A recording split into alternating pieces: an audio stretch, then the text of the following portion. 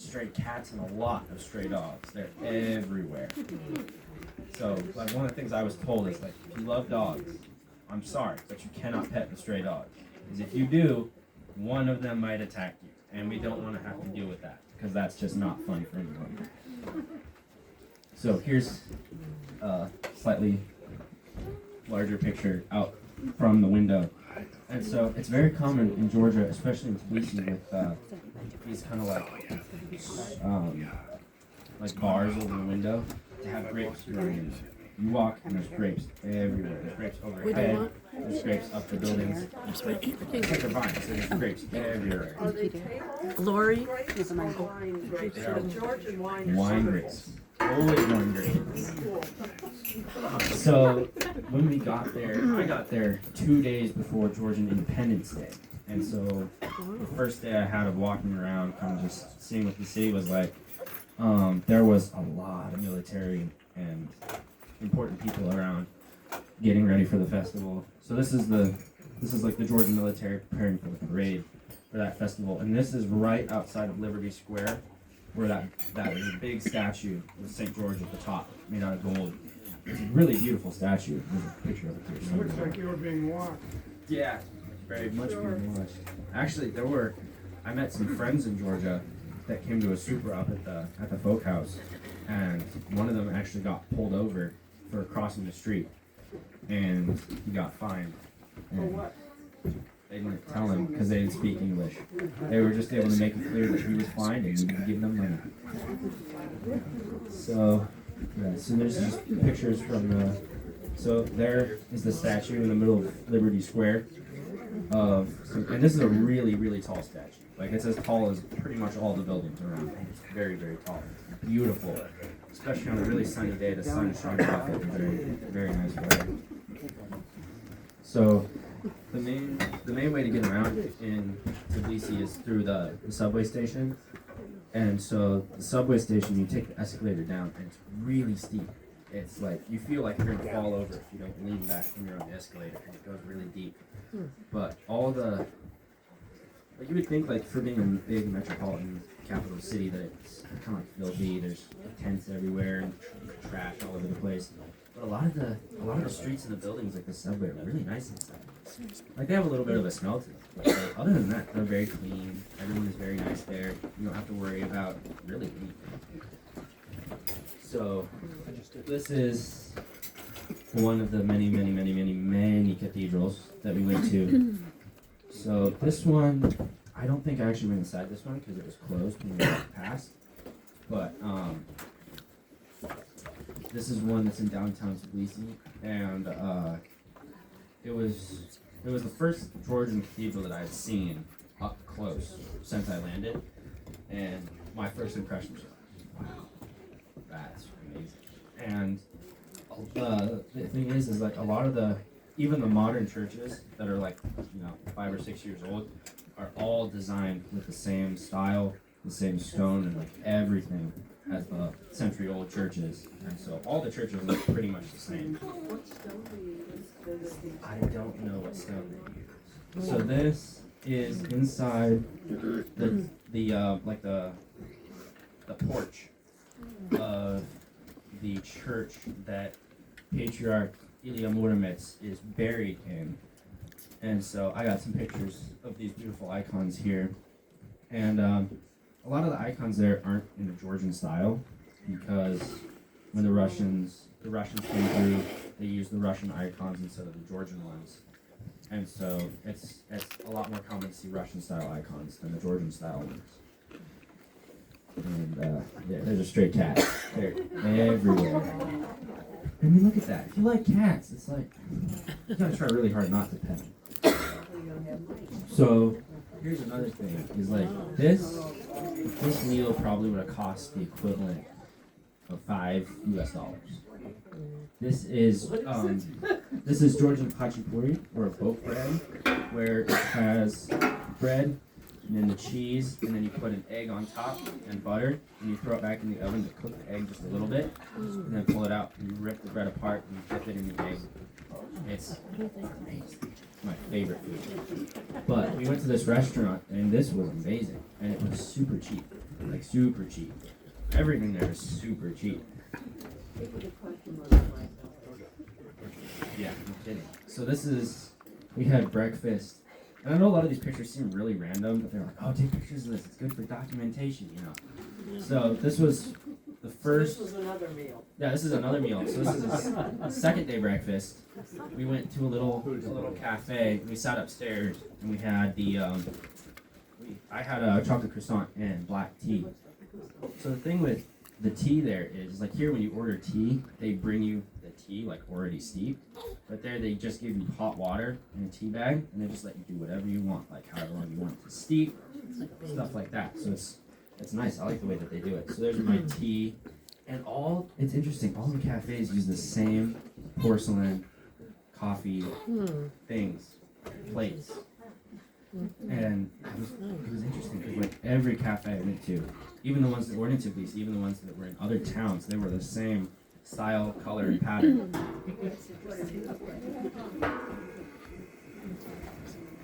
You see it, no. So there's a full dinner, and then that right there, you can see part of the field worker who I was with most of the time, Joe. And we were just, talking about the program, stuff like that, about what would happen when we got to Uday. So he spoke English. He spoke English, yeah. So this cathedral is, I can't see the top, but I believe that this is like the main cathedral of Tbilisi, which is where the patriarch's seat is. And inside, it is amazingly beautiful. And Did they allow you to take pictures inside or no? yeah, so a lot of the churches in the smaller towns, like the one that we went to in Uday or Halsike, do not allow pictures inside. But in Tbilisi, these are like famous old cathedrals, or in this case, this is a newer cathedral, but it's the seat of the patriarch, and there are a lot of famous things inside. So they do allow pictures, but they just want you to keep your flash off and stuff like that. Just respect everything. So here's the inside of the church. So here's the patriarch's seat in the middle there. And so this was actually built,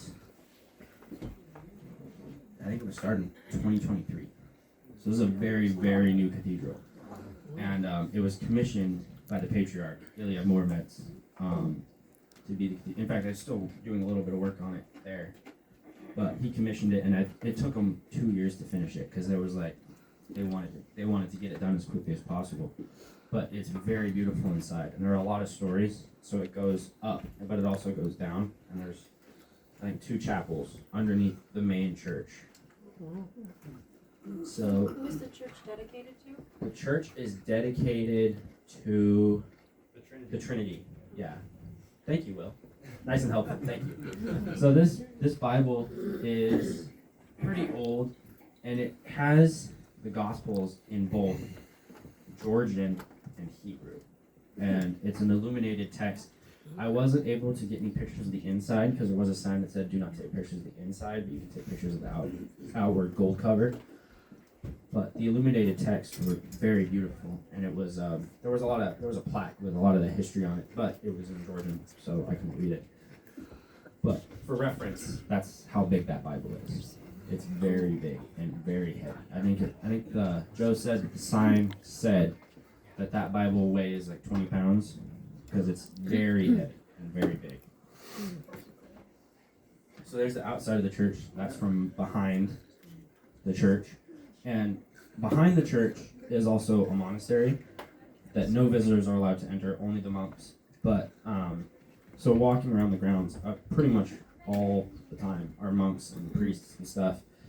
You'll see people giving confession to priests off in like a little secluded garden or whatever. But it's really cool. There were a lot of monks walking around doing their Jesus prayers and stuff. It was very beautiful. You could feel the presence of the Holy Spirit. Really good. There's a more outward picture. Like, it's kind of hard to tell in this picture, but this building is very, very big. And like it took probably 20-30 minutes for us to tour, like just the middle and the top section. So it took almost an hour to tour the whole church because there's a lot of rooms and a lot of beautiful things to see. So this is a statue that's close to the Cathedral of the Holy Trinity, but this is a statue that overlooks the city. You can see it from Old Tbilisi. Pretty much anywhere in Old Tbilisi you can see the statue. But this is a statue of Saint Vakhtang Gorgasali, or Saint Vakhtang the Wolf's Head. And it's a very common place for Georgians to go because it's a very sacred statue to them. And then next to the statue is another cathedral that I do not remember the name of. I think it might have been a cathedral to the Ascension, but it is very, very small. Probably like the nave could have fit twice in the parish hall. It was very, very small. Not what we would consider to be a cathedral. There's another stray cat outside of a restaurant. So it's interesting. In Tbilisi, you would think like, oh, they just have Georgian food because that's what the tourists want.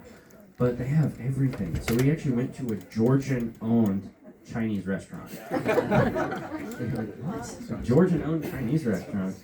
But it was weird because they had like the perfect mix between Georgian food and Chinese food.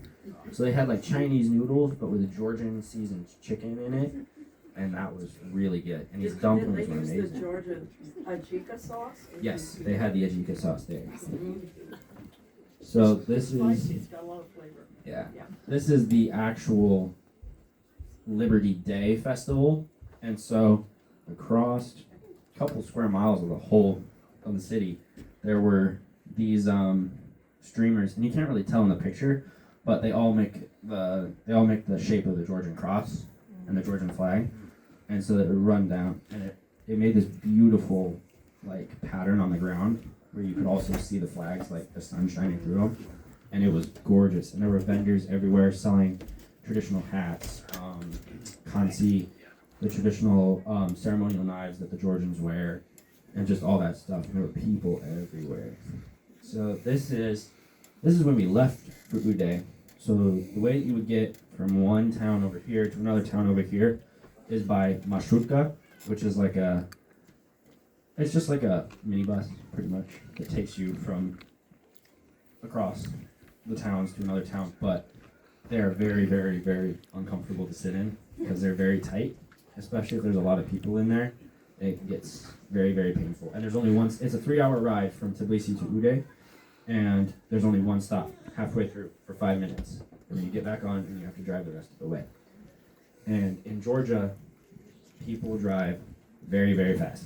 Like, we're talking 90 miles an hour on the windy road that's like, I don't know how many of you have driven on Highway 20, probably a lot of you, but on Highway 20 going towards Highway 101, and there's hills where it gets really round, a lot of roads like that in Georgia, and people are going fast, with other people coming at them going as fast, and it's, as an American there for the first time, it was terrifying.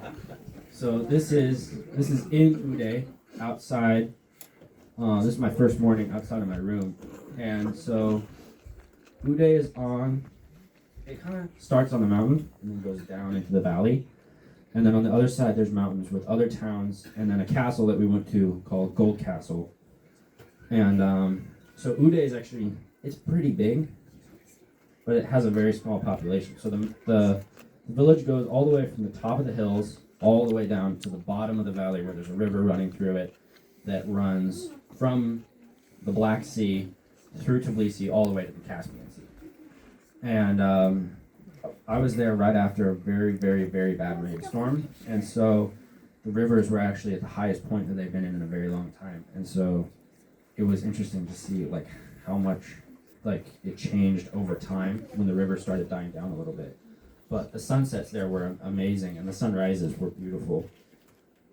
So this is inside this is inside their house. This is the main fireplace. So actually my friend who lives there, his name is Thomas. He's actually from Seattle. And he carved, you can't really see this one, but he carved these stone carvings right there on the walls. And he's only been stone carving for probably about half a year. and he is one of the best carvers I've ever seen. No offense, Dad. But and then a friend of there you go. Perfect. So, and that cross, which you can't quite see up there at the top, which is a St. Nino's cross, he carved that as well. But this is kind of like a very ceremonial place. A very like in the evenings, you're supposed to gather in front of the fireplace and sing and tell each other stories and just talk, get to know each other, kind of thing, which there was a lot of. And these two carvings here are actually old pagan symbols in Georgia, and it represents the sun and the moon. You can't really see the moon, The circle. but even though Georgia became Christian, they were still carried over as a very traditional thing to have on your fireplace, just to represent the history of Georgia. So here is another shot of the room, and this is Will was there 2 years ago. 2 years ago, and when he was there, this was not here. This was like a bare concrete room, pretty much. So in 2 years, they've done a lot. They put in this bar, they put in that fireplace. But even though it's small and there's not a ton of furniture, it feels very home-like. It feels very welcoming inside. And you go inside, and like the first thing you think is just, wow, I feel at home. This is nice. This feels like home. It doesn't feel like I'm gone. It feels like a home, and it's very nice. A very nice feeling. So this pole right here is not finished, but it is a traditional Georgian pole called I don't remember the Georgian word, but it translates rather roughly to mother pole. And it's in a traditional Georgian house, it's the pillar that keeps the house standing. Like if that pillar falls down, the house falls down. And so it holds a very special place in the Georgians' hearts. And usually, this one is not finished, but it usually has wooden beams around it, so it looks very pretty. But obviously, in this house, it's not what holding the house up, but the Georgians think very symbolically of these things, and so even to them, that's still what is holding the house together, and so they respect it very seriously. So this is a bar made by a friend of the woman who owns the house is Irma Merebashvili, and her husband is Gia or Georgi, which is the Georgian form of George. And Gia's friend, I think Dato, is a not stone carver, but he's like a stone mason kind of thing. And so he's the one who made the bar and the fireplace and put them together. And you can't tell really in the pictures, but the craftsmanship is exquisite. He's an amazing craftsman. So next to the fireplace is places to hold the firewood, and then hanging on either side of the fireplace are these panduri, which are traditional Georgian instruments that are very, very hard to learn how to play. I tried. I was tried to be taught by Thomas. Irma tried to teach me. But there's just finger movements in there that are very difficult for someone who hasn't done it for a very long time. But what are the strings? How many strings and what is it tuned to? there are 3 strings, and if you don't have your fingers on the frets, it should be a perfect chord. Open tuning, yeah. So a traditional one has 6 frets. A modern one has 12 frets. So I only played on the one with 12 frets, but the one with 12 frets, put your fingers on the 4th fret, and that's always where the song starts. It always starts on the 4th fret. And then from there, it moves usually pretty much with the same chordings, just in different patterns for different songs. So I have a question. So like on a guitar, it's like E, A, D, G, B, E. So what would it be on that? This one, I believe, is GBD. I believe. I'm pretty sure it's a G chord. Yeah. So these are old antique Georgian clay pots, and one of Irma's hopes is to get the house in order enough that she can turn it into half folk house, half museum kind of thing, because she has a lot of very historical Georgian artifacts that she would like to put up for people to come and see the history of her country, which she takes very seriously, and she's very knowledgeable about these things.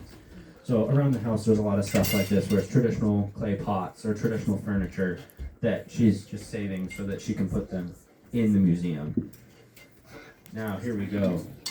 I know this kind of looks like chalk. It's not. It's spider webs. What? Wow. So Irma is an amazing, amazing person, and somehow she can make icons out of spider webs, and I don't know how that's possible. So she did the only ones I saw. She's probably done more because she does sell them.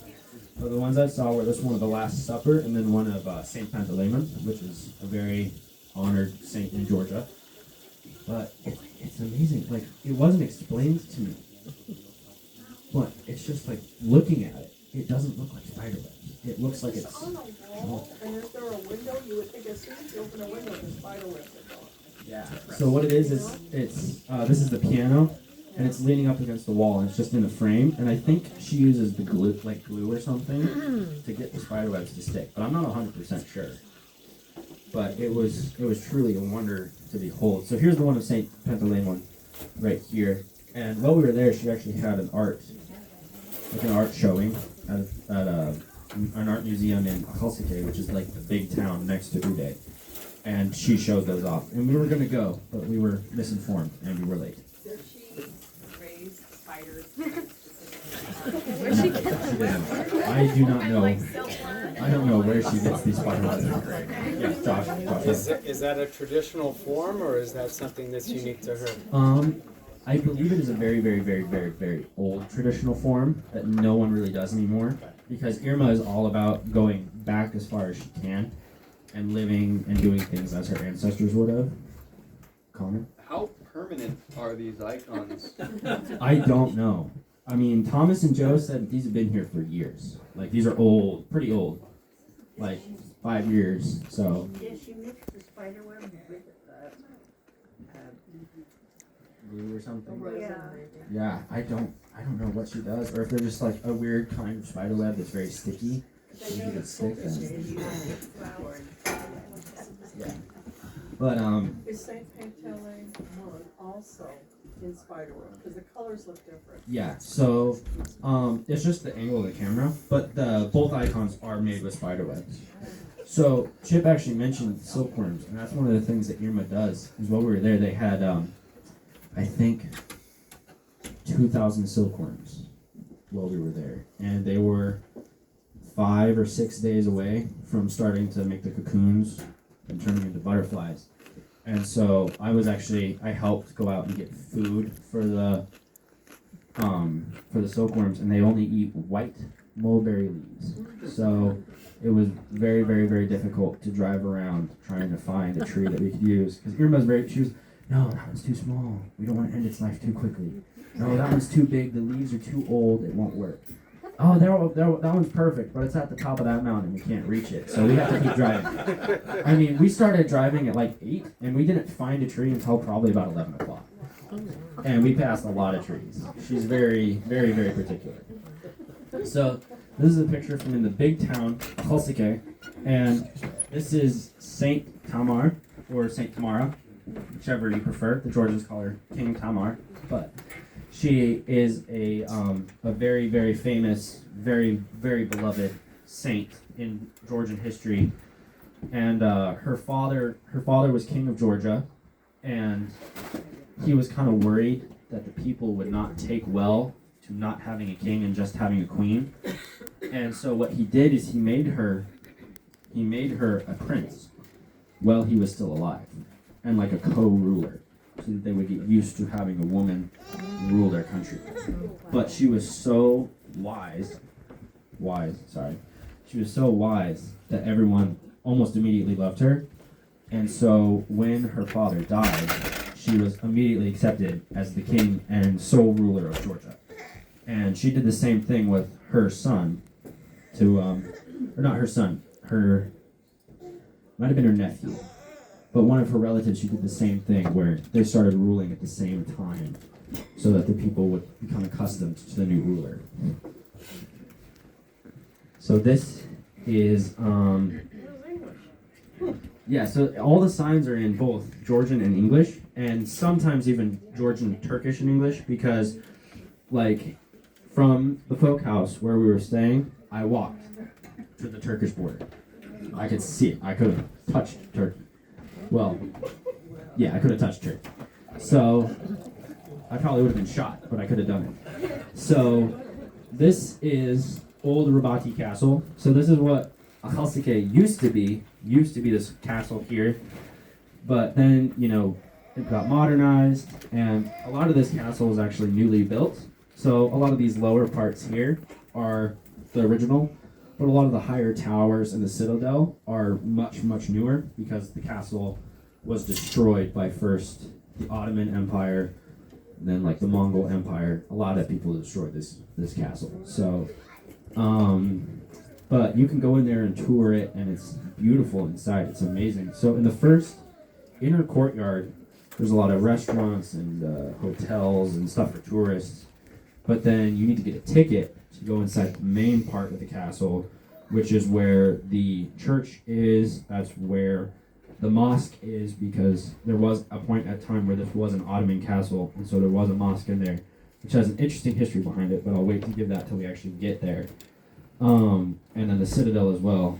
And then you used to be able to go into the dungeon, but the bridge that led down there broke, and so they're having to fix it while we were there. Did you learn to read Georgian? I started. I didn't. It's difficult. Well, first of all, to learn the language, there's 3 alphabets. There's the new alphabet, the old alphabet, and the church alphabet, which are all different, very, very slightly, which makes it very hard to memorize each one. It's like, wait, is this the new alphabet or is this the old alphabet? I don't remember.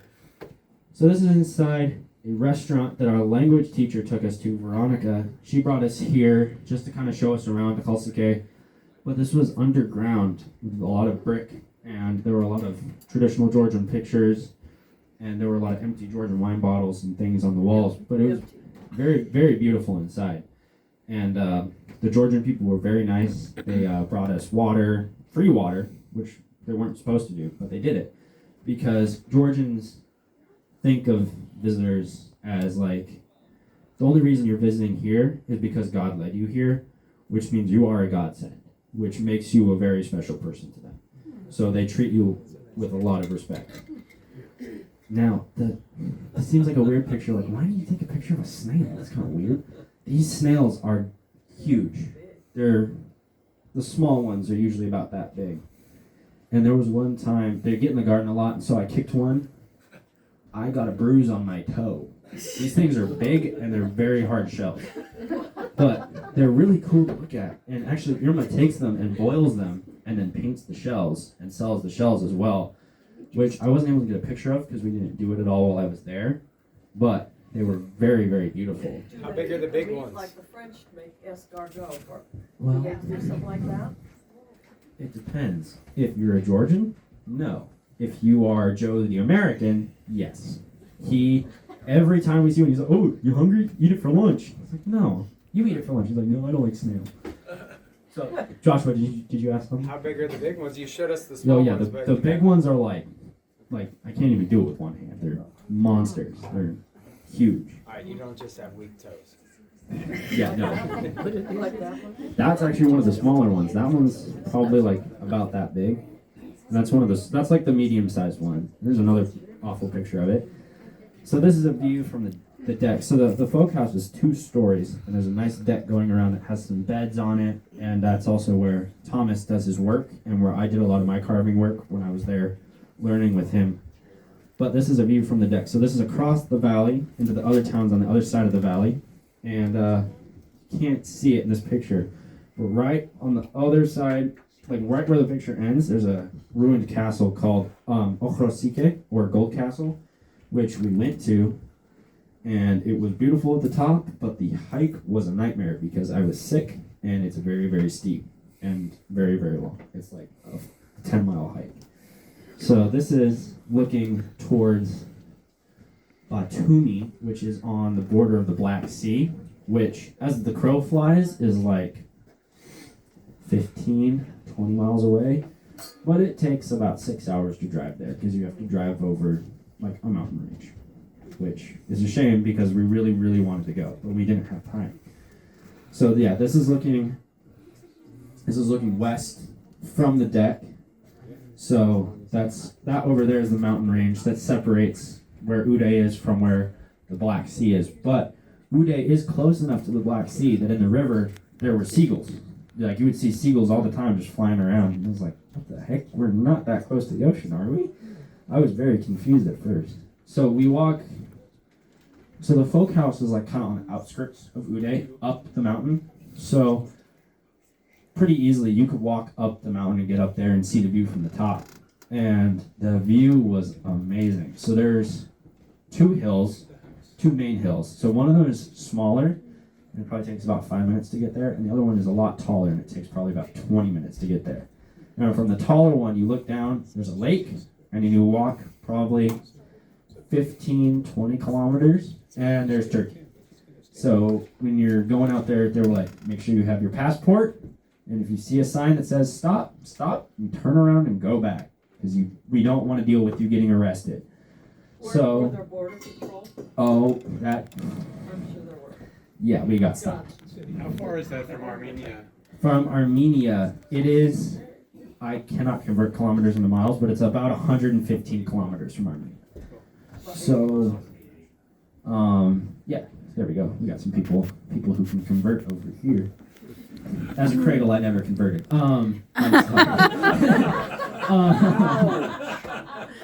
So, this is the first hill looking out over the valley, and there's a lot of beautiful wildflowers up there.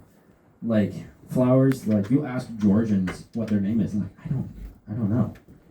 So it's like every time you go up there, you see a new flower, and it's gorgeous. There's pinks, blues, purples, pinks. It's beautiful. So in Georgia, there's two kinds of weather. There's sunny and hot, and then there's pouring down rain. And by pouring down rain, I mean in 10 minutes, there's like standing water everywhere. So the clouds and the wind would roar through there. So there were actually a couple of days where we lost power all day. And we had no food, no water, nothing. We couldn't even go to the bathroom. So we just had to pretty much just sit there and wait for the power to come back on.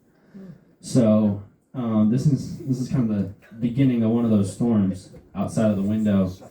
And even here, it was already raining pretty hard. But when I showed up in Tbilisi, it was pouring down rain, and like we came through the clouds and it was fine, and then all of a sudden it just started dumping. I was like, whoa, what the heck? This is crazy. So this is outside the window. So outside the window, they have on the property they have 4 fields. So they have one with tomatoes and onions. They have one with just beans. One with, I think, I don't remember what was in the other one. I think there were some radishes in the other one. And then there's one up top that's just wild strawberries. So, this is the one with all the beans in it. And as you can see, there's like a little pathway right there that leads behind there. And behind those bushes is the other field that has like the parsnips or whatever in it. But the one over there that you can't really see, I actually helped plow that field with a mechanical plow. And yeah, that was very, very hard. I was expecting it to be easy. It's like, oh, it's a machine. Like, it's not going to be that hard. It's very, very hard to control this machine. And like there was a guy, Joe helped me because he had never done it before either. And he's like, this is a good learning experience for both of us.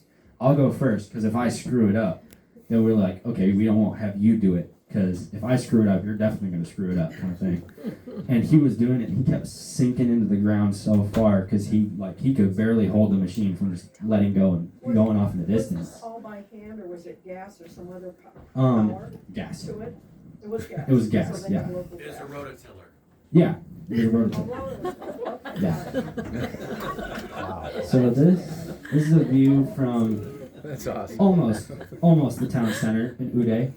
So this is the cathedral in Uday, which is also a monastery, and it is, I do not know the name of the cathedral or the monastery, because there's 2 monasteries, and I only went to one of them. And the one I went to was a nunnery that was St. Nino's Monastery nunnery, where they make wine, among other hard liquors. And they have an old church in there that's, I think, the 3rd century, that has carvings on it from the 3rd century. And you see it, and you're like, wow. Isn't it crazy to think that, like, King Tamar was looking at this, and, like, all these famous people walked past here? and just saw this and probably venerated it. And now it's come to me, and it's a crazy thought. But around this road here comes the marshrutka that takes you from Ude to Akhalsike, and from Akhalsike to Ude.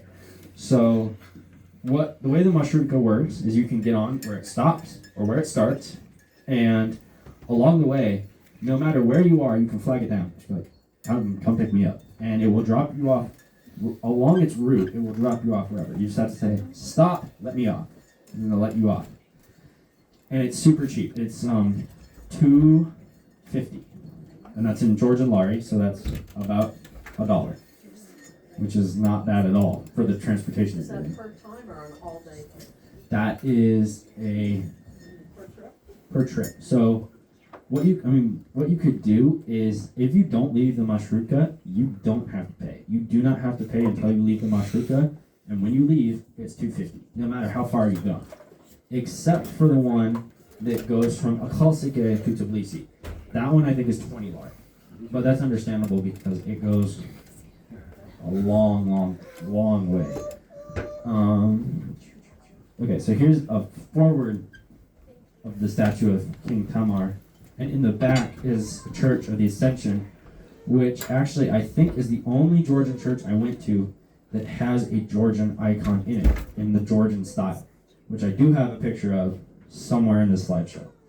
So the church is surrounded by a wall, and then it's very, very small. It's probably about the nave, probably about the same size as the parish hall. But the statue of King Tamar is very, very beautifully decorated with very intricate detail in her robes and her crown. But it was a beautiful statue.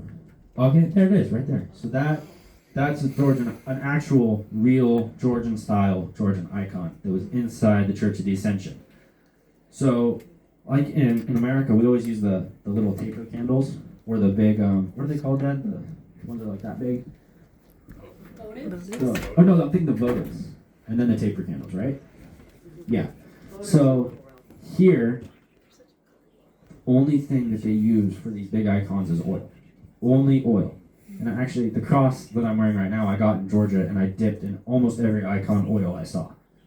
So I have a shirt that's now covered in oil stains from dipping my cross in oil. But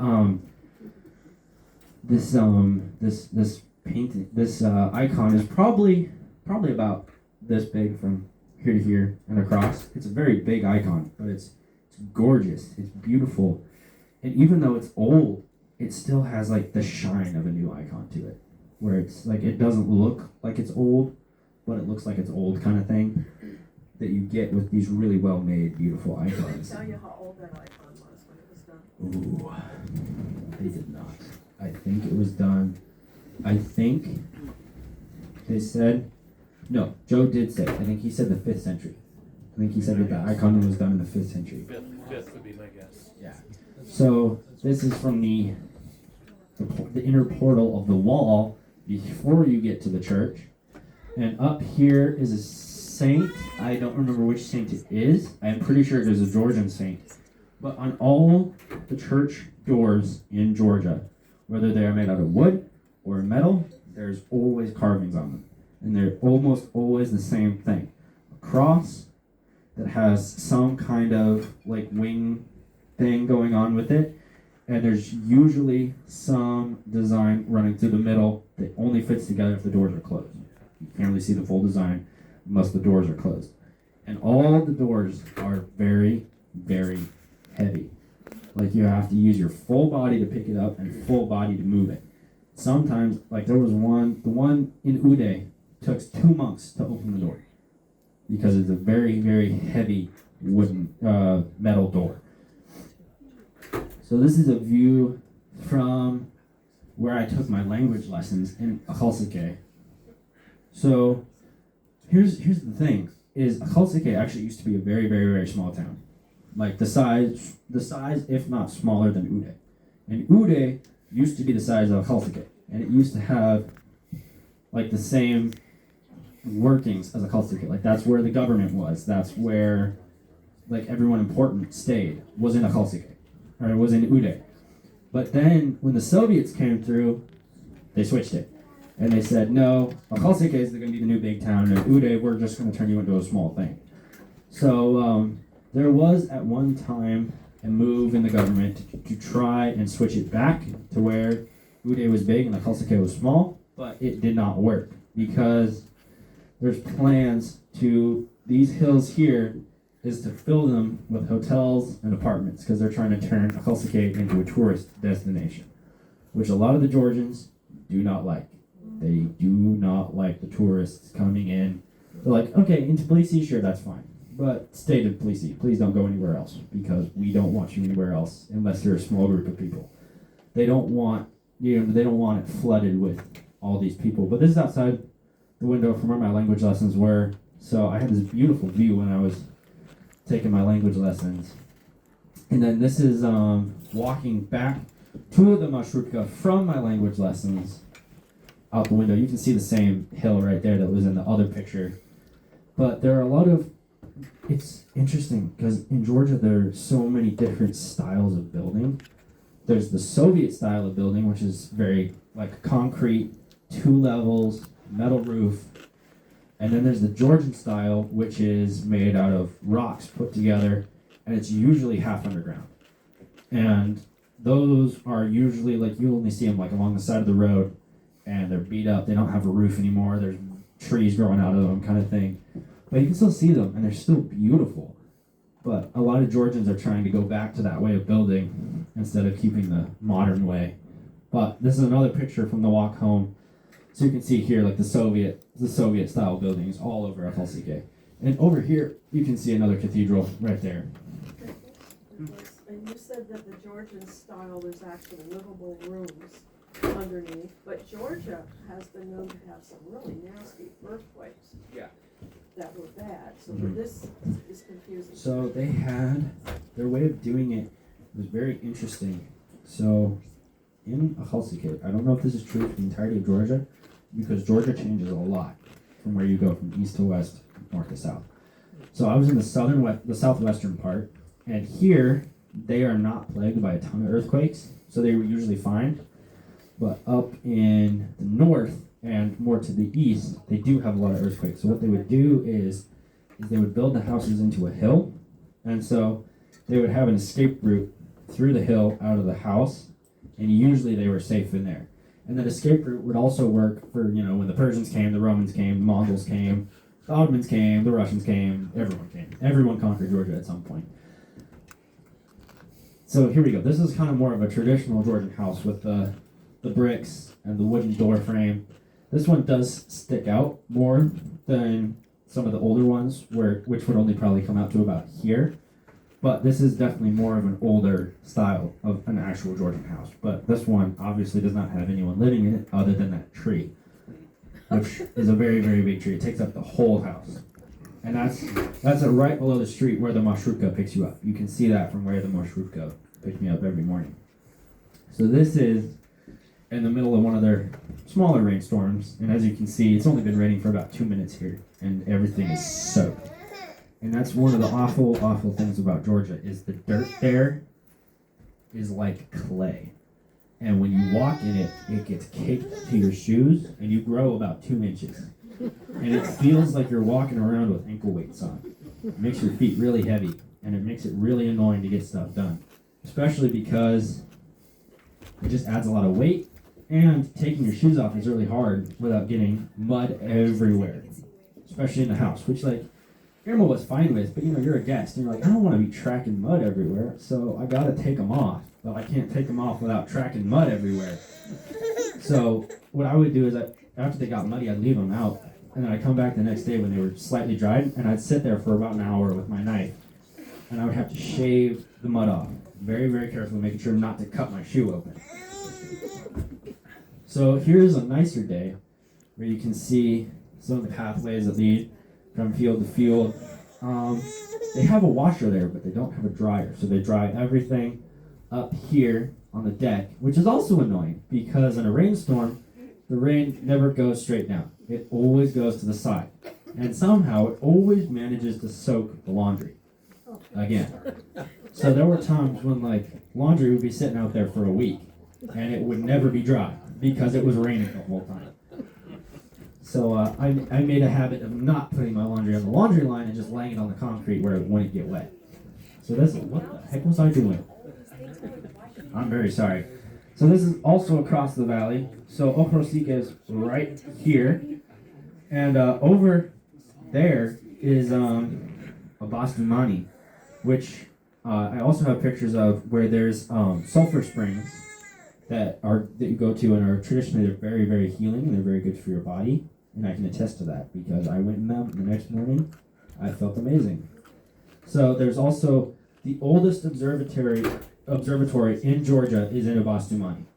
And it is fully operational, still being used, and I got to look through the telescope, and it was awesome.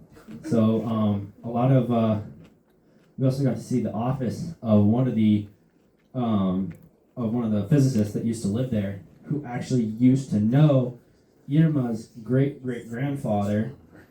And in that room, there's a red telephone, and that red telephone was for calling Putin in case something happened.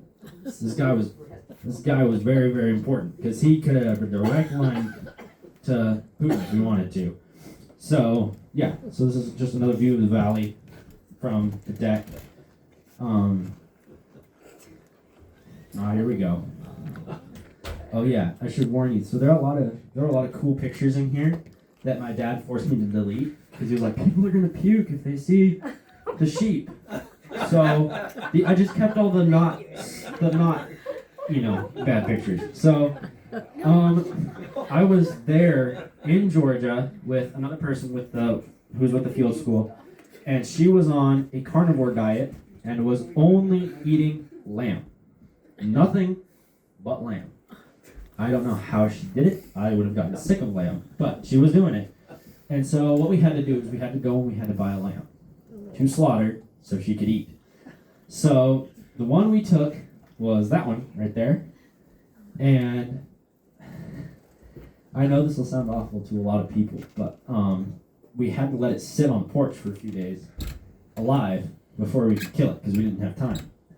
And so, we were all sitting out there chatting with the sheep. We're like, oh, we were like friends with it by the time we butchered it.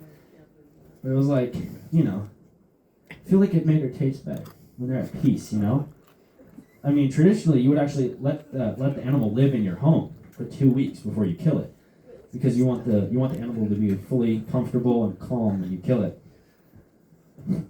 So this is the church. Everybody, for not having to look at the pictures of the. Yeah, you're welcome. I know there's at least one person here that would have thrown up.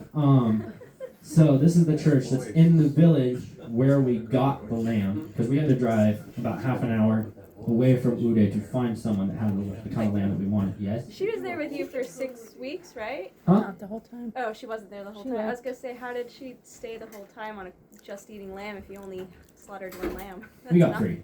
Okay. Yeah. I didn't get pictures of those ones though, because those ones were brought back like the middle of the night when everyone was asleep, and so I didn't really get to see those ones, sadly. So this is the church. I'm pretty sure this church is dedicated to St. Paul, and this is a very, very small church that's in the middle of the town. So that is something in Georgia. All the towns, the town center, you have a margizia, which is like the market, and they have everything. They have food, they have watches, they have clothes, they have sports stuff like soccer balls. And then there's a church. And that's how you know you're in the town center. There's a market and there's a church. It's as simple as that. So this was a church in the middle of the town. And we sadly weren't able to go inside because this isn't like a popular church. And so it's not open 24/7 like other churches are. And so we weren't able to go inside, which is a shame. And I just thought that was a really pretty picture. So I took it. Because, look at that. That's beautiful. But that's where we picked the sheep up from, right outside. And I saw a ladybug. And I was like, oh, look at that. I didn't know they have ladybugs here. That's cool. So here we go. So this church was visited by none other than St. Andrew, the apostle, when he first came to Georgia. So this right here is the only part of the original building that is left standing. This is all new because the Ottomans came and, as usual, destroyed it. Destroy it. So you go inside. There's literally nothing in there but wood and more of these. The word escapes me. Scaffolding. Thank you. But inside there is also a little chapel that is always kept open. That has an altar in it. And I've heard people complain that our altar is small. We can't fit very many people. You see that altar, you will never complain again. It's probably about the size of this table. It is the whole altar. I don't even know how a priest fits in there with his robes. It's crazy. But there's a lot of old icons in there that are like, 5th century, 9th century icons that have an animal on them. But they're gorgeous icons. But we were able to, this was right outside the town where we picked up the lamb. And so we were able to stop and go inside and check it out, which was really cool. So here's the inside. You can see all the scaffolding. And on the floor, there's a bunch of the old ruins of the old building that they're taking out. And that's actually a very common thing in Georgia. Where if a church has been destroyed, they take as much of the old building as possible and they put it on the floor and cover it with glass so that you can see it, but not touch it, just in case. So here's pillars and stuff from the inside. More scaffolding. More scaffolding. More scaffolding. Wow, I didn't think I took that many pictures of the scaffolding. So here's a little bit more of the original building right here. So it probably would have come out and attached to that one over there in the corner. But it was really, really cool to see this old building with the new building around it. So yeah, here's another picture of it. So actually, this is for this schooling thing, this field school, I had to have a signature project. And originally my signature project was going to be on architecture. That's why there's so many pictures of the architecture. But I changed my mind, and I was going to do stone carving, but then I didn't have time. So this is actually my signature project. So thank you all for being part of my signature project and making it possible. So this is a bunch of the old bricks that are outside of the church, right here, that they took down. They're putting them in a pile, just like keep an eye on them, because they are considered national treasures. As parts of Georgia's history, they are very, very important, and they do not want to lose them. Wow, that's an awful picture. There's a tree in the way. Tree in the way. There's two. Oh, you can see it a little bit. So here's another castle that we did not get to visit. You can see the tower right there. But this castle is also it's very similar to Okrosipe and very similar to Rabati, where it's on top of a mountain. And it used to be a lot bigger, and it used to encompass a whole town, but now it's a lot smaller. This one was left in ruins, though it wasn't fixed. So it's still very ruinous, but there you can see it a little bit better there. I was in a moving vehicle going 80 miles an hour, 90 miles an hour in this tiny town road. So I was mostly fearing for my life than worrying about taking good pictures. So this right here is Joe, and that right there is Irma's husband, Gia, who shares my name and patron saint. So we had a very special connection, as much as people can who don't speak the same language at all. So here's the sheep. We just put the sheep in the back, and about halfway through the ride, she's and Gia was like, "What are you doing for what?" I was like, "What?" And I just stuck my hand back there and started petting it, and then what are you? And it was very confusing what he was saying, but the sheep was very nice sheep. It was very calm, even though it knew of its impending doom. So here we are making Hachipuri, which we saw earlier. And so this is Irma Marebishvili, and then this is Natalie, the other field school student who was there. But so this was the process of making the Hachipuri, which was really fun, and everyone got involved, even those who did not want to be involved, such as Thomas, who's right here. But so what you had to do is you have to take the round ball and turn it into a flat, round surface. And then you fill it with cheese, and then you turn it into the boat shape. Then it gets baked until it's almost cooked, and then you put the egg on it, and then the butter. So we decided it would be fun to have a little competition to see who could get the nicest looking loaf of Hachipuri. And we were like, okay, Thomas, it's your turn. He's like, no, I'm not doing this. We're like, no, you have to. This is part of the fun, part of the Georgian fun. So you got to work on it. So he went in, and we shouldn't have said that because he won, because he's really good at it. So Thomas actually used to be with First Things Foundation, but he's not anymore because his term of serving in Georgia ran out. But the reason he stays in Georgia is because he is Irma's godson, because he did not get baptized until he went to Georgia, and Irma was the only person he knew. And so he asked Irma to be his godmother. Then his godfather is actually, has anyone here met Daniel? What's his last name, Dan? Oh goodness. Paternos. Paternos. Has anyone here met Daniel Paternos? He's come here.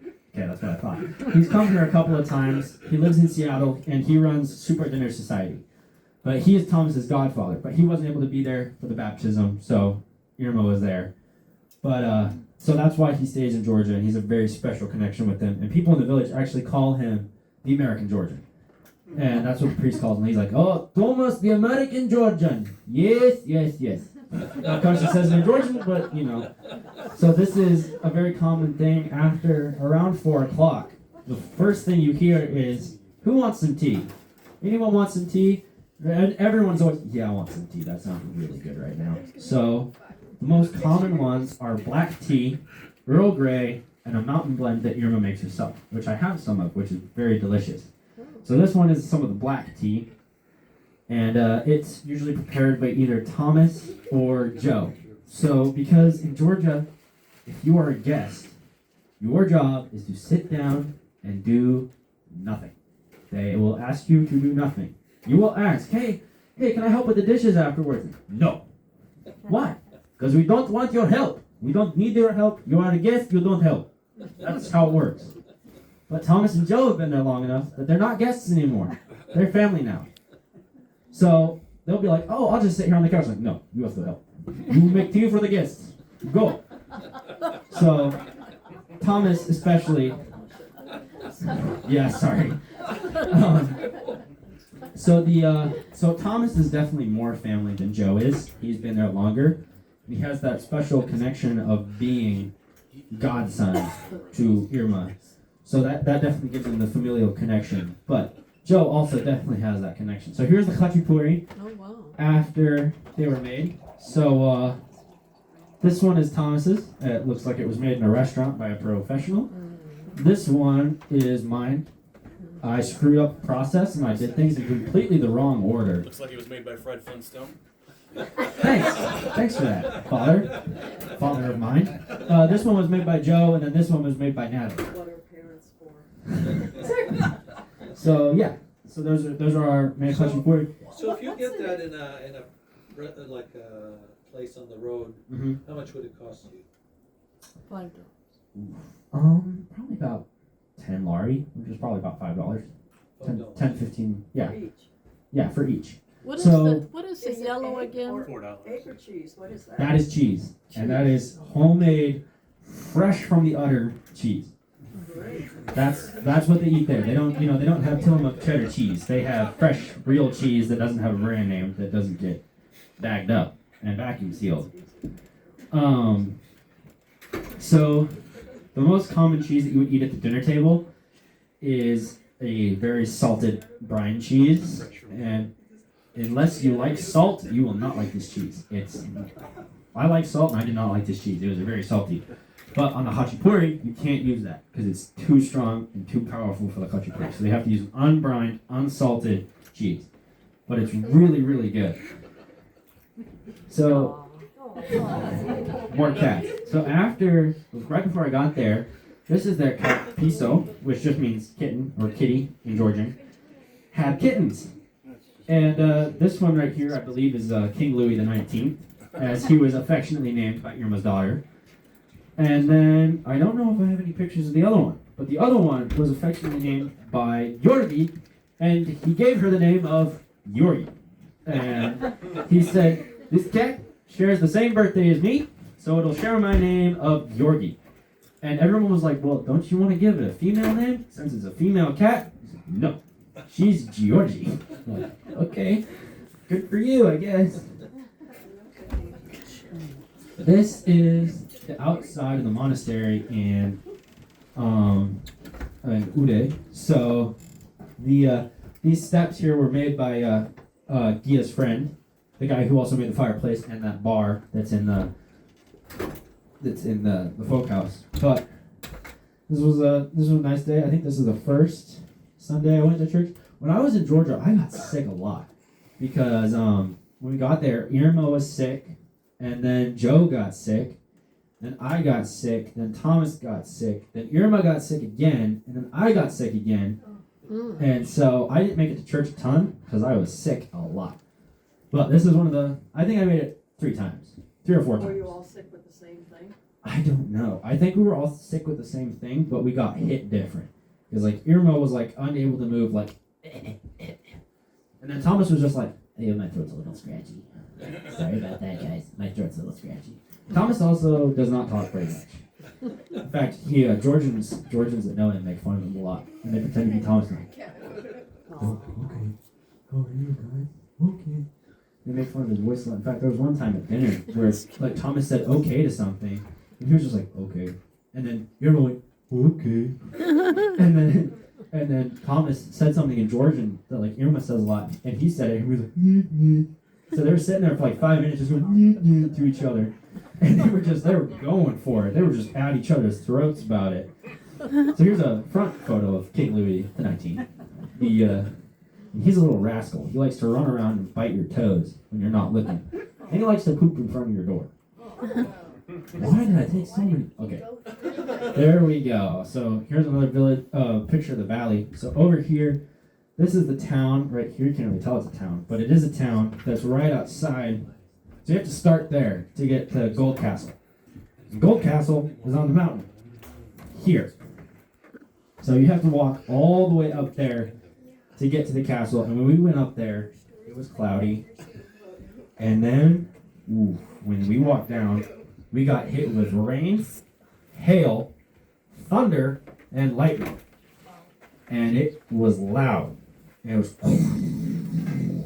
and we got soaked. It was raining and hailing so hard that down the middle of the path, there was a stream that was probably about 5 inches deep. And so we were trying to hurry down the mountain without slipping and falling off the path and dying, which was an interesting experience. So Gold Castle is right up here in this general area, and it's on the top of the mountain, and it actually used to be huge. And there's actually a Georgian, I don't want to call it a myth, but there's no proven fact that it's true, but all the Georgians say it, that every castle in Georgia is connected underground by secret tunnels that were dug, so that if this castle was conquered, they could just go to this one, and so on and so forth. They could just keep going from castle to castle to castle to castle. And that's also how they were able to get food and water to each other through enemy lines, was through these underground passages. And actually, Irma's son, Luca, there we go. Luca said that he wants to, when he's older, he wants to have a lot of expeditions to try and find proof of these things that people say isn't true, but he's like, I'm pretty sure it's true. And so we had a lot of time talking about that. So this is the outdoor portal of the monastery in Ude. So their bells are up here. There's a gift shop right over here, and then the monastery is right behind the church there. So the church faces that way, faces east, like normal. So an interesting thing about this church is it was not built by Orthodox Christians. It was built by Jesuit Catholics. Because between the Ottomans and the French, there were specific ties so that the Ottomans could get certain things that they wanted from Western Europe. And so because of that, they would let the Jesuits come into Georgia. And so a lot of these more modern churches were actually not built by the Orthodox, but were built by the Catholics. But so with this church, what happened is when the Soviets came in, they didn't like anybody. They kicked the Catholics out. They kicked the Muslims out. They kicked the Orthodox. They didn't like any of them. So after the Soviet era collapsed and Georgia became free again, the Orthodox came back and they were like, okay, this is an Orthodox church now. And the Catholics came like, no, this is our church. We built it. And then they went, what? You know what? You can have it. It's fine. So actually, a lot of these churches that were built by the Catholics were given back to the Orthodox because the Catholics were just like, we don't need them. It's fine. You can have them. Because like this is your culture here, is Did the the Orthodox. Catholics kind of basically move out after that? Pretty much. Saying that we're such a minority, we're leaving? Well, there are still, I would say it's split up in thirds. We have the third that's Orthodox, the third that's Catholic, and the third that's still atheist. And each one is very specific age. So people, yes, Dad. Isn't there like an Orthodox church and a Catholic church in Uday? Yes, there is an Orthodox church and a Catholic church in Uday. In fact, that's true of almost every town. Because, so with the older generation that's like 70 and older, they lived in like the middle of the Soviet times, like their life sucked kind of thing, and they're atheists. They don't go to church at all. And then you got the people that are probably about 40 to 60, 40 to 50, somewhere in there. And those people are the Catholics, because they kind of started going back to Catholic church kind of thing, because it was like, before the Soviets came, that's what most of them were Catholic, so they're like, oh, we're just going to go back to Catholic church now. And then from 30 under are Orthodox, because they're like, this is the true Georgian faith, is Orthodoxy. So we're going to be Orthodox Christians. Part of their history. Yeah, so that is one of the things that's part of their history. In the Georgian Orthodox Church, it's the same with the Russian Orthodox Church. You have to take confession every time before you receive the gift of communion. And so it's interesting because they probably have about 100 more people at their church than we do. And their communion probably takes about 2 minutes because not very many people receive communion every week. They take communion probably about once a year on Pascha and possibly on Christmas. So it's not on Christmas. Pascha or Antimosiva, which we will get to later. So Today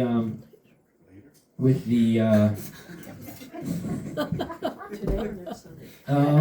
next month. So I'll try and get through this fast. So so pretty much, yeah. So the younger generation of the Catholics, middle generation, or the Orthodox, the middle generation of the Catholics, the older generation are the atheists. So with Irma's family, Gia is an baptized Orthodox Christian, but he does not go to church. And it's very common in Georgia that if whatever church the parent goes to, that the father goes to, that's where the kids go. So if he goes to an Orthodox church, that's where the kids go. If he goes to Catholic church, that's where the kids go. If he doesn't go to church, the kids don't go to church, kind of thing. So when they were younger, Mariami and Luca, their kids, did not go to church because Gia did not go to church. But now that they're older, it's kind of their own choice now. And they're like, you know what? We want to go to church with our mom. So they do go to church. But when they were younger, it was very much, they did not go to church.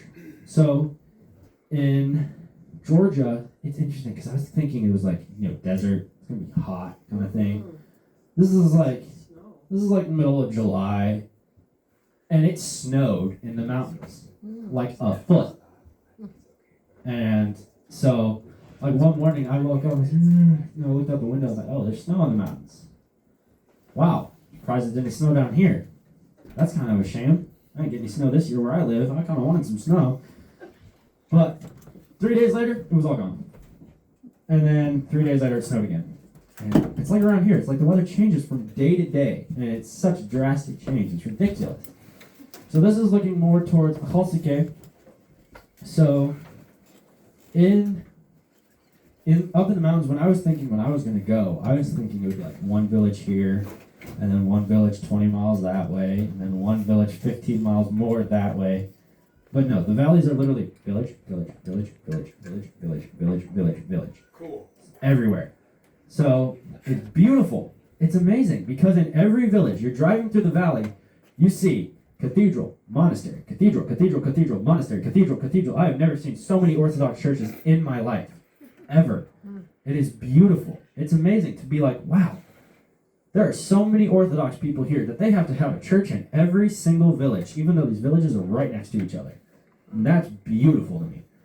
And we were able to go to more than less than enough, is what I would say. So here's another picture of the valley. Skip through that, skip through that, skip through that. Okay, so here's the lake, and over here like this hill right here is in Turkey. It's not in Georgia anymore. So we went to there's a church on the border that is called St. Joseph's, I believe. But like literally, this is the road. This is the church, and the border fence is right there. So we went to that church one day, and we were sitting in a church. We were all singing church hymns. It was great. It was beautiful. And then this white truck pulls up outside, and these soldiers come in. You know, they make the sign of the cross. They light their candles. They go out, and we're like, oh, okay, we're good. And then they come back in. And they go, we need you to step outside for a minute. I'm like, oh no, what did we do? So we step outside, and they're like, all right, we need to see your passports. I'm like, okay. So we hand them their passports. They're like, okay, you're good. Then they hand it back, and then they sit there, and they go, we need to see your passports again. Okay. So we give our passports again, and they hand them back, and they're like, okay, here's the thing. Technically, you're not allowed to be here because you do not have the proper papers. Because in order to be that close to the border, you have to have your passport, but then you also need to have specific permission from the government saying, we allow this person to be here. Which we did have, but we just left it at the house because Irma works for the government. Like, you drop her name and people are going to be like, oh, okay, yeah, you can get in here. Like, we got in places like after they closed because it was like, oh, we're staying with Irma Merabashvili. They're like, oh, you're good. Come on in. And everyone knows her. Like, trying to go somewhere with her is a nightmare because she's like, oh, it's you. Oh, it's you. Oh, it's you. Oh, it's you. So we were there and they were like, okay, you guys are all Americans. Who are you staying with? We're like, oh, Irma Merabashvili. I'm like, oh, you're staying with her. Okay. We'll let it pass this time. So we'll let you go. But if you come back here, here's the deal. You bring the paper or you get arrested. Got it? We got it. I'm like, okay, you can leave now.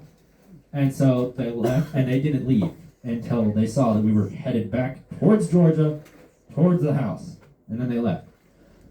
But it was just like, whew, that was close. Because there was one time when Thomas was up there with Irma, and he got stopped, and he didn't have his passport.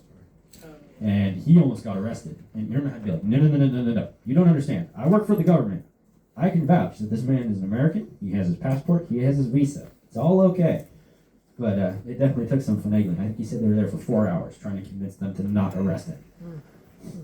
So this is on our walk. We walked from the lake towards that church. So this is part of our walk. Walking there. It was beautiful. There's another lake there, actually. There's a couple lakes. And actually, when you're looking, you can see this thing that looks like a tree sticking up, and it's not a tree. It's actually a Turkish watchtower. Oh, there it is, right there. Right there. There's a Turkish watchtower at the border. And so, yeah. So, oh, there's the sheep again. How did we get from the trip back to the sheep? Okay. So, yeah. That's not the one you slaughtered, though, right? No, that is the one we slaughtered. It is? Yeah, we kept it right in front of the door for some reason. But yeah, it was very nice. Very, very happy there. Drove the dog nuts because the dog is not allowed inside. He's very big. He's very dirty. So every night, like, no, be quiet now. Okay. Oh, there we go. There we go. So that one's Georgi with King Louis the 19th right there. What are pictures of the dogs? I do have a picture of the dogs somewhere in here. I was gonna say, I assume you like cats. I do like cats. I prefer dogs, but I do like cats. Oh, my bad. That's my sister's geese. I thought I deleted that. So here's we had to process all the meat by hand, and the first time I had never processed meat before. Neither had Natalie. So Joe, kind of like the first time we slaughtered the lamb, he was the only one showing us what we had to do. Like, okay. So we helped the last time, but the first couple of times he was doing it by himself. There's a cow. So they take cows from the village up into the mountains every day and bring them back every day.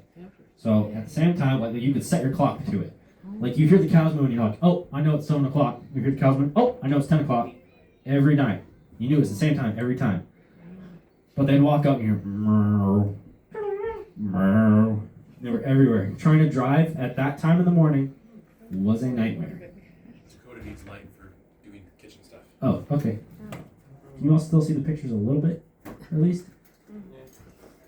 Well, that's a real shame. Can Wait. you get raw milk like delivered to your house in that area? Like Or is it illegal like here? It's not. Well, here's the thing. Even if it was illegal, I don't think any of the locals would care. I think they do it anyway. But it's not like a delivered kind of thing. And it's just you go to your, like literally, Thomas is like, oh, we're going to go get some milk. And we're like, okay, so we're expecting we're going to go down to the market and we're going to buy some milk. No, we drive up to this house and this lady sticks her head out of the window and she goes, here's your milk. And we're like, okay, so we're getting milk from a window. Sweet. Tried it. It's the best milk I've ever had. It's delicious. So this is Do a, they sell like in the 50s, the glass and metal cages for that, but you refill them and you go to person? They literally put them in like old Fanta bottles, old beer bottle, anything that they can put the milk in, they'll put the milk in. So this is inside the old Rabati town, where a lot of the buildings are a lot older and a lot nicer looking. So there's like restaurants and stuff. They're really beautiful. Oh, these are for Will, but he left already. Dang. So this is looking from the castle, and up here is the castle. So this part of the wall here is old. This part is new. So they're definitely, when you're looking at them, you can tell the difference because the older ones look a lot more nice and beat up. The other ones do not. Okay, so here's like a restaurant. So like because Rabati is such a big tourist destination, things there they really try and make them look more Georgian. Just to like make you be like, oh yeah, this is real Georgia right here. Yes, sir. But this isn't really traditional Georgian architecture. This is just what they want everyone to think it is. But it's beautiful still. They have a lot of wood, a lot of carvings in the wood. So here's St. Eno's Monastery in Rude. They have the beautiful gate there. There's one nun with the key. And if that nun is not there, you cannot go in. And so when we were there, she was not there. So someone had to go around town looking for this nun. And we were there for like 30 minutes waiting for this nun to show up with the key. So this is a cross on that old church that's in there. And this cross is what is thought to be the original design for the flag. This is where the flag design came from. Was in Ude from this carving. Wow. And this is the first carving that is like this, and it's beautiful and it's very, very old. Here's another carved icon. This is St. Moses the Black. So this is definitely a newer icon. It's a lot nicer. It's a lot less weathered. But yeah, it's beautiful. So now there's they do a lot of carvings on their buildings. So here's Irma. This is her making noodles for dinner. And it was like, how would you describe it? It was like gourmet mac and cheese. It was noodles with cheese on them. But it was homemade cheese, homemade bread, and it was amazing. Sorry, Mom, but it doesn't compare to your cooking. That's fine. That was just unnecessary in me. I think you need to apologize. Oh, so Do they put that salted cheese on the noodles? they do not. So for like their cooking, they use the unsalted cheese. For just eating off the table, they use the salted cheese. So here is the fire in the fireplace, which is usually very big. A lot of these, I'm gonna have to skip through a lot of these pictures. I didn't realize, Dad, you were supposed to go through and wheedle these pictures out. I didn't have time, you had too many. Oh, here we Still go. too many. Still too many. Okay, so here's Dude, this. this is like day 4. This is like week 3. What are you talking about? So this is a Supra that we had with Daniel Paternos. He was there with his group, and it was amazing. The Supra ran from 6 o'clock to 2 in the morning. And everyone but the Georgians were drunk, and me. I was not drunk, I swear. But a lot of the younger guys were getting crazy. That's why You I weren't went drunk, you were just glad maxing? Exactly. So here's Irma. Irma's one of those people where she stands up, she makes toast. 5 minutes later, she's still making the same toast. And it's really annoying in Georgian because you have the one person on the one side saying it in Georgian, and the person over here translating, and they're like that. They don't do that. They're like, oh, she said this and this and this and this and this, and then it's just like overlapping sound, and it's long, and it just gets very annoying very, very fast. So here are a lot of the Americans that were there. Almost all the Americans in his group were from Seattle. It was very funny. And here's a bracelet that I made working with a local artist in a Falsike named Ronazi, who takes photos, he carves, he's a jack of all trades, literally. So here's... Oh yeah, so Daniel Paternos, he runs Super Dinner Society, which is in Seattle. And so a lot of people from Seattle are the ones that get caught up with the Super Dinner Society kind of thing. And then he led a tour. Yeah. So this is inside Old Rabati. So this right here is the oldest ever discovered form of Georgian writing. So this is like the original script right here that the old Georgians would have used. And this is one of the only proofs that people back then had in the alphabet. And here's another one that is the same. And another one that has some of the carvings on it, which you can't really see. But it does have the carvings on it. And it's beautiful. So this is a mosque that was commissioned by the Sultan. And he was like, I want there to be a mosque right here at this church. And this is where a church used to be, but they tore it down and he's like, I want a mosque here now. But he hired a Georgian to do it. And the Georgian was like, So you go in that church and you're like, oh, look at that. There's 12 windows for the 12 apostles. Oh, look at that. There's 3 doors for the Holy Trinity. And you can see it. And I don't know if you can't really tell from this picture, but it's designed after Hagia Sophia. And you go inside and there is a place for a Christian altar, as well as for a Muslim, altar. Whatever it is, I don't really know. I don't know much about When you're Islam. not good at symbolism, it's easy to get symbolism hoodwinked, right? Exactly. So here's a picture of the Citadel. Here's inside one of the buildings. This is where this is where the Sultan would go if he wanted to have a secret meeting with someone and didn't want anyone to know about it. Because you're in there and it's like an airtight chamber. You could not hear a thing. Is that wood or metal? It's wood. And it's all carved. Hand carved.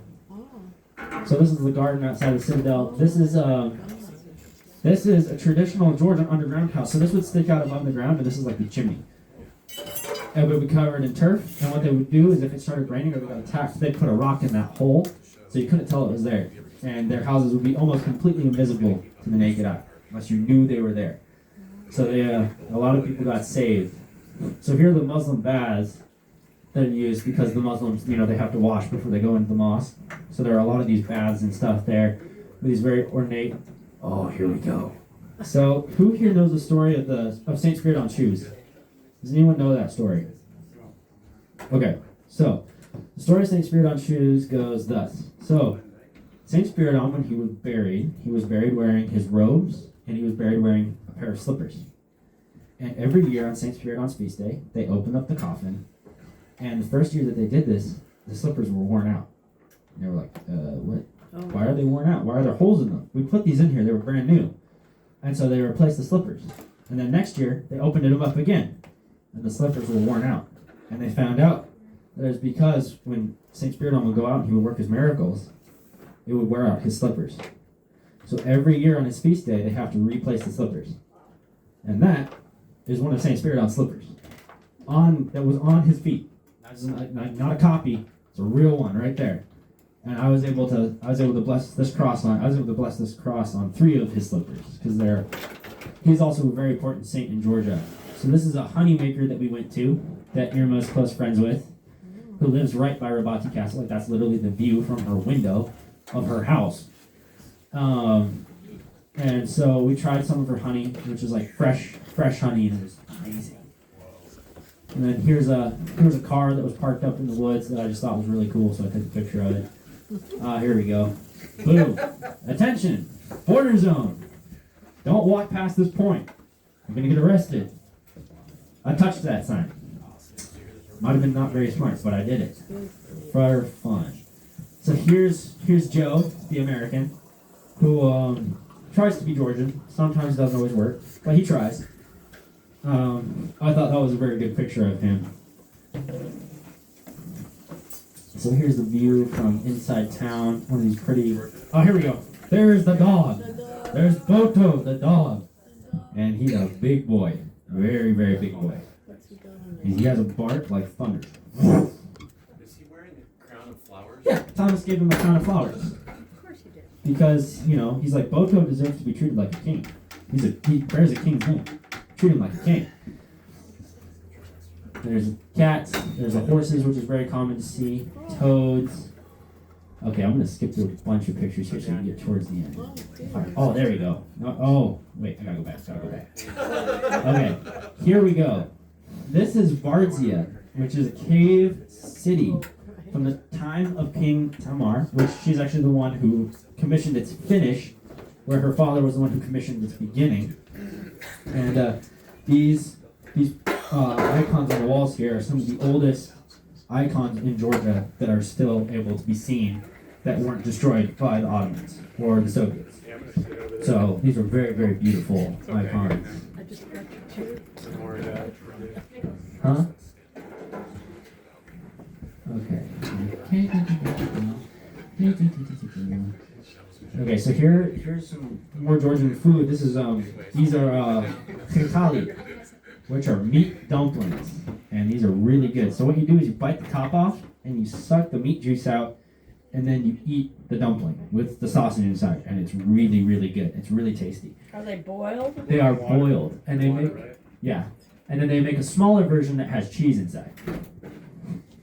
This is the smaller version with the cheese. We should have a second share. Here we go. So here's one of the carvings I did with Thomas on this board right here.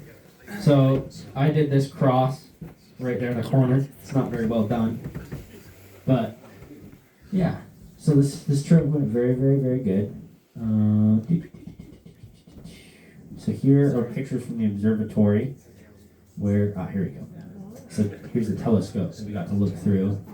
And there's a picture of the moon through the telescope. Wow. Yeah, very, very beautiful. Did you stay at any hostels over there? I did not stay at any hostels. Wait, go back to the Coke Yeah, bowl. there we go. There we go. This is Anthemosiba. This is the Saint Anthemos Day, which Saint Anthemos is not only a relative of Irma Merabishvili, but also is from this village. And here's an icon of him that was given to me by Irma Merabishvili. And so this is his day, which is pretty much Uday Day. Anthemosiba, the holy day of Saint Anthemos. So Saint Anthemos was the bishop of also Wallachia, which is modern day Romania. So there were 2 Georgian bishops and 1 Romanian bishop. So this liturgy took probably about 4 hours because they had to translate all the Georgian into Romanian for the bishop and all the Romanian into Georgian, which took a very, very long time. So here are the pictures of the church, which is all set up for Anthemosiba with all the flowers in it. And then there were a lot Are of you deacons into there. Tbilisi? No, this is in Uday. Dinky little village. The dinky little village, yeah. So there were a lot of priests there. So yeah, there are the bishops. This is the Romanian bishop. This is the bishop of Akhalsike, and this is a bishop from somewhere else in Georgia that I do not know where he's from. But I actually got a blessing from both the Romanian bishop and the bishop from Akhalsike on 2 separate days. So here are pictures from the festivities at Anthemosiba, and I had some videos, but the videos weren't working, so they're not here. But there were a lot of singing, including Irma's folk group, which sang some traditional Georgian folk songs in Georgian, which was beautiful. And here's more of Saint Spiridon Slipper. Here's another one, a different one, at a different church. And so here are more grapes that are growing outside at Zarzanoa Monastery, which is a beautiful monastery, about 20 minutes away from Uday. Do they sing in 3/4 part harmony, something like that? Yes, they do the Georgian It's polyphonics. not unison, right? This is the body of a saint. This is an unknown saint. No one knows his name. He was dug up under a road in Borjomi, which is the name of a water that they have there, which comes from Borjomi, and it's like a mineral water that's an acquired taste. But when he was dug up, he was incorrupt, and the second they removed him from his grave, his body started corrupting very, very quickly. So they used to have his whole body uncovered, but the face started to creep children out, so they had to cover his face. But you can see his feet, and then above on the wall is a part of the burial stone that he was buried on. And then in here is this is the place in the monastery where all the monks' bones go. And on the heads of the skulls of the Holy Fathers, you can see very distinctly a cross that is carved on, that is said to have been carved on by the Holy Spirit when they were made priests. Wow. And so very distinctly you can see a carved cross that doesn't look like it was naturally carved by like anything. It's very bizarre and beautiful, but it's very crazy to think about. So here are these pictures of these monasteries and stuff here. What's that? This is part of an old Georgian fireplace. So You have the sun, the moon, slightly different style, and then the lion, which they do not have in Georgia, but is a very common, it's a very common sign. Like the Bank of Georgia, their symbol is a lion, and it looks like that. It's a very common symbol in Georgia. Here's the wine that they make at St. Nino's Monastery, and then they also make this clear liquid, which it's kind of like Georgian vodka, kind of. It's not cha-cha, but it's something else. I don't remember what it's called. Is it like Raki, like in Albania, they have Raki? It's kind of like that, yeah. So then this is Georgian brandy, which you can't really tell in the picture, but there's a carving of St. John with a ladder in there. So there's a little ladder, and then you see St. John climbing the ladder. It's actually very, very cool. Carving of what? In wood? Yeah, in wood. In the bottle? In the bottle.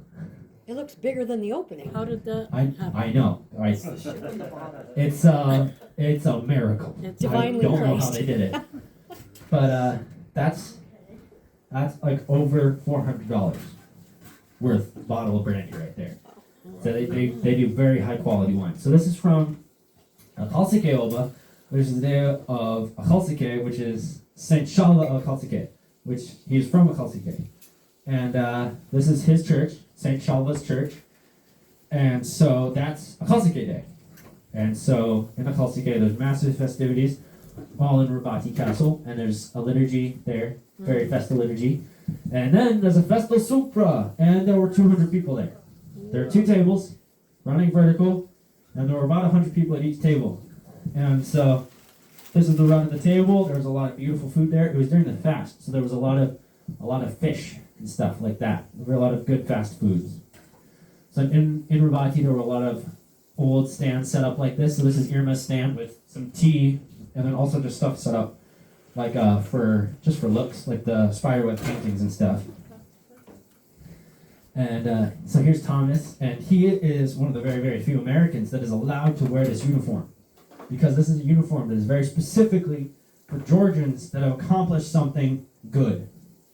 It's given to artists, poets, people in government, but Thomas was allowed to wear it because he took time to learn traditional Georgian songs, and he is Irma's godson. So he was given this as a gift. And so whenever they go to a traditional Georgian festival, this is what he's wearing. So he's got that on, and then there were donkeys there laden like they would be for the real thing. Here's a stone carving that Thomas did up close. Wow. Yeah, and he did that in like an hour. He's in an hour, and it's a stone? it's stone. Yeah, he's a creepy human being. Did you know the dance group of Georgia is coming to Seattle? Yeah, I heard about that. I really want to October, go. November. So this picture is this. I made this with Thomas. Very So cool. I carved this with Thomas. I definitely needed a lot of instruction and a lot of help, but it turned out very good. And so What kind of stone? it's I don't know exactly what kind of stone, but it's a very, very chalky stone. And so we didn't even really need a hammer. We kind of just had to push, and it would come right out. Wow.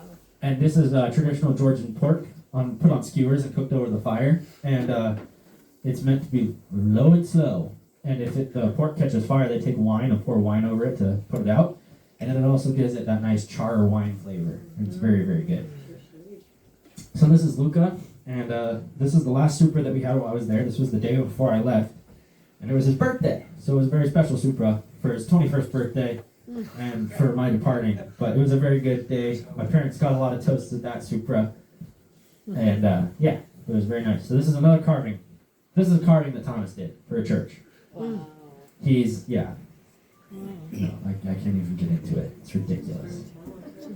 So then here are some views from the airport and repeated pictures. And okay, that's it for pictures. So then I also have an icon here that Irma gave me, and this is a traditional Georgian icon of the Holy Theotokos holding grapes and Christ. But it's a very beautiful icon. This is actually gifted to my mom and dad, not to me, but to my mom and dad.